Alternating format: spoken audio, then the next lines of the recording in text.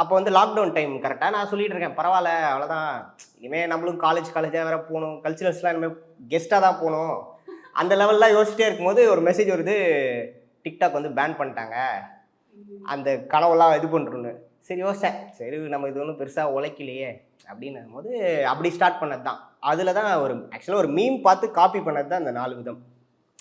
ஒரு மீம் ஒன்று, அப்போ ஒரு ஆப் இருக்கும், ஆப் பேர் சொல்லாமான்னு தெரில, ஒரு ஆப் இருக்குது, அந்த ஆப்பில் வந்து மீம்ஸ்லாம் நிறையா வரும். அதெல்லாம் பார்க்கும்போது பார்த்தீங்கன்னா பொண்ணுங்க மொத்தம் 4 விதம் அப்படின்னு சொல்லி ஒரு மீம் பார்த்தேன். ஒன்று வந்து எப்போ பார்த்தாலும் அழுதுகிட்டே இருக்கும், ஒன்று எப்போ பார்த்தாலும் சாப்பிட்டுக்கிட்டே இருக்கும், இன்னொன்று மேக்கப் இல்லைன்னா அது இல்லவே இல்லை, அது மாதிரி ஒரு 4 டைப் இருந்துச்சு. ஸோ இருக்கும்போது இது பண்ணி பார்க்கலாமே அப்படின்னு சொல்லிட்டு நான் எப்போயும் ஒரு ரைமிங்காக ஒன்று போடுவேன். அந்த ரைமிங்லாம் போட்டு போடுறேன், நல்ல ஹிட் ஆச்சு. அடுத்து சரி பொண்ணுங்க போயிடுச்சு, அடுத்து பசங்க போடுவோம்னு சொல்லிட்டு அப்படி போட்டு ஸ்டார்ட் பண்ணது தான் அந்த 4 விதம்.